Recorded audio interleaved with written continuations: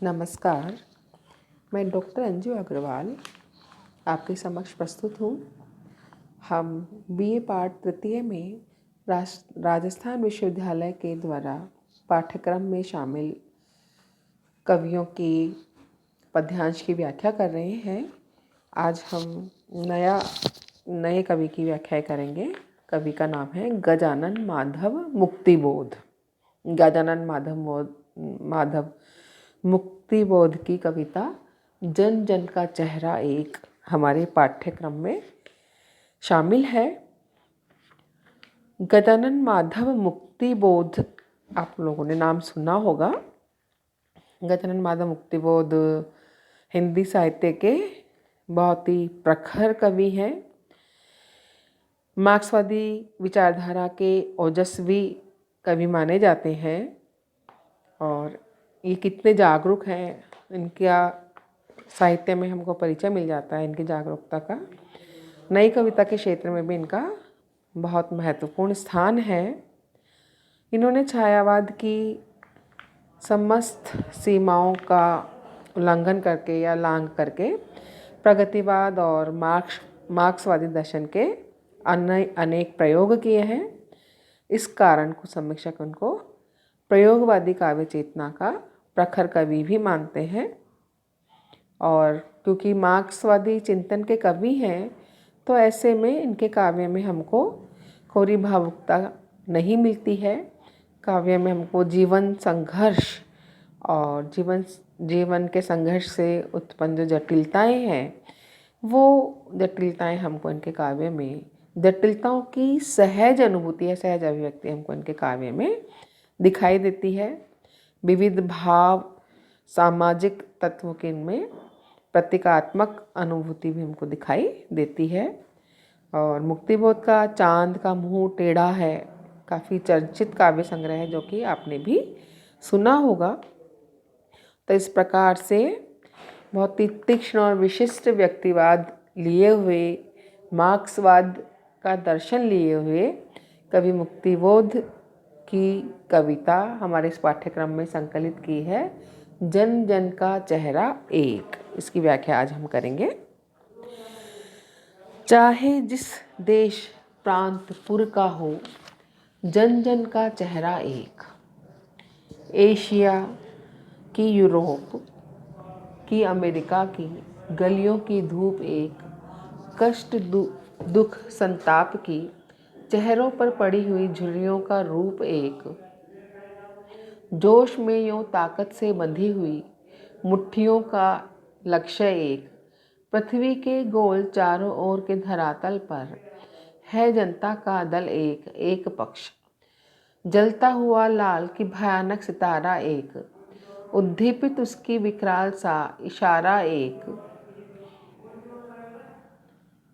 गंगा में, इरावती में, मीनाम में अपार अकुलाती हुई नील नदी अमेज़न मिसौरी में वेदना से गाती हुई, बहती बहाती हुई जिंदगी की धारा एक।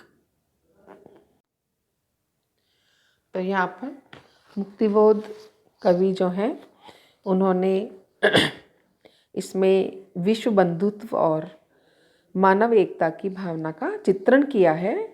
और यहाँ पर कवि मुक्तिबोध देश की सीमाओं से उठकर के सार्वभौमिक सत्य का निरूपण कर रहे हैं। साम्यवाद का भी, मार्क्सवाद का भी एक सिद्धांत है जिसमें इन्होंने पूरे संसार को, पूरे विश्व को एक ही माना है और एक ही समाज जिसमें कि शोषक और शोषित दो ही इन्होंने वर्ग किए हैं इस पूरे विश्व समाज के। यहाँ पर भी मार्क्सवादी दर्शन का हमको असर दिखाई देता है, प्रभाव दिखाई देता है, जिसमें कि कवि मुक्तिबोध ने समस्त संसार को, सारे जन जन को एक माना है। कवि कहता है कि चाहे व्यक्ति या मानव किसी भी देश का, किसी भी प्रांत, किसी भी नगर का निवासी हो, परंतु प्रत्येक व्यक्ति का चेहरा एक है, उसका मानवीय आकार एक है। अर्थात उसमें हमको कोई और अलगाव दिखाई नहीं देता कि वो एशिया, यूरोप, अमेरिका कहीं भी हो। जैसे वहाँ की गलियों में गलियों में फैलने वाली धूप एक है, उस धूप में कोई अंतर नहीं है, चाहे वो संसार के किसी भी स्थान पर हो। वैसे ही इस संसार के समस्त व्यक्ति भी एक सा ही चेहरा लिए हुए हैं, एक से ही भावनाएं लिए हुए हैं। कष्ट, दुख, संताप की चेहरे पर पड़ी हुई झुर्रियों का रूप एक, कि सभी जो लोग हैं उन सब के चेहरों पर कष्ट की, दुखों के, संताप या वेदना के कारण जो भी झुर्रियाँ पड़ गई हैं, दुख की झुर्रियाँ पड़ी हुई हैं, या दुख से मानव के चिंता के कारण जो झुर्रियाँ पड़ी हुई हैं, उन झुर्रियों का रूप भी एक सा ही है, चाहे वह किसी भी देश का व्यक्ति हो।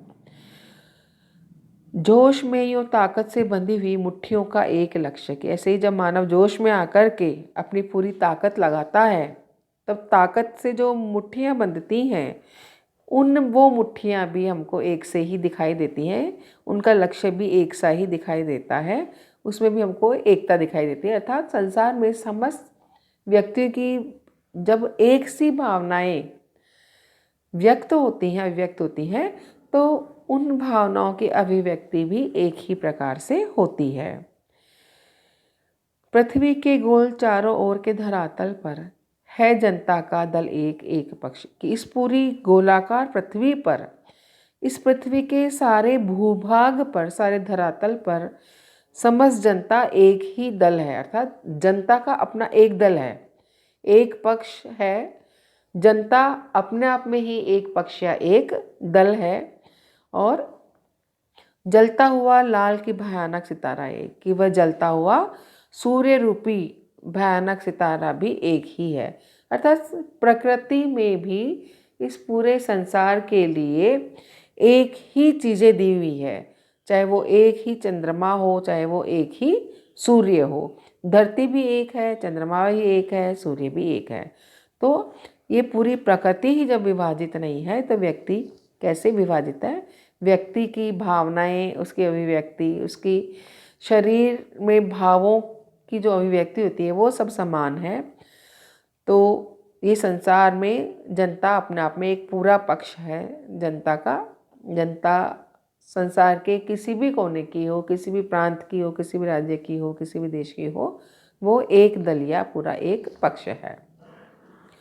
जलता हुआ लाल की भयानक सितारा एक, उद्दीपित उसका विकराल सा इशारा एक, कि जब वो सूर्य जब उद्दीप्त होकर के विकराल होता है, तो उसका एक इशारा भी सबके लिए एक समान ही है। अगर वो तेज धूप पड़ेगी तो सभी को गर्मी लगेगी, अगर वो छुपता है, ठंड पड़ेगी तो सभी को ठंड लगेगी।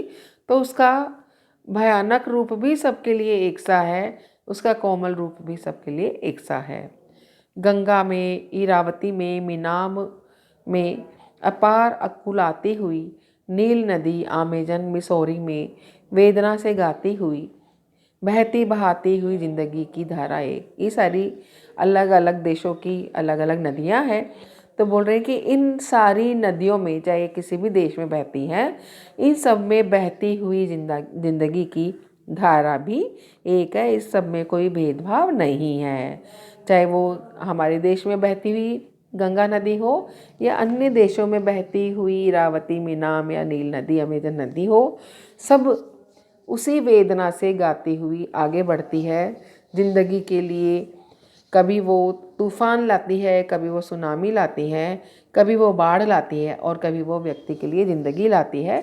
तो वो हर देश के लिए धाराएं सबकी एक सी ही है, बस उनके नाम ही बदल गए हैं। प्यार का इशारा एक, क्रोध का दुधारा एक, कि ऐसे ही इस मानव का प्यार का जो संकेत है वो भी एक है।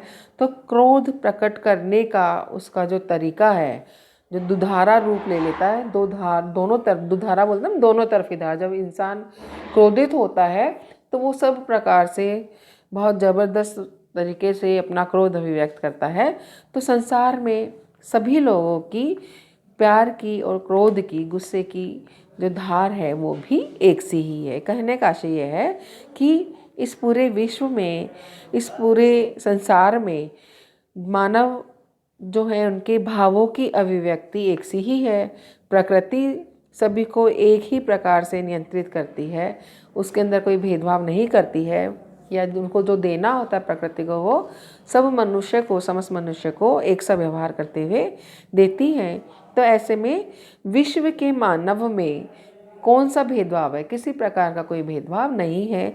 विश्व मानव में जो एकता है वो एक है। विश्व के मानव का पूरा पक्ष ही एक सा ही है, चाहे वो किसी भी देश, किसी भी प्रांत या किसी भी राज्य का हो।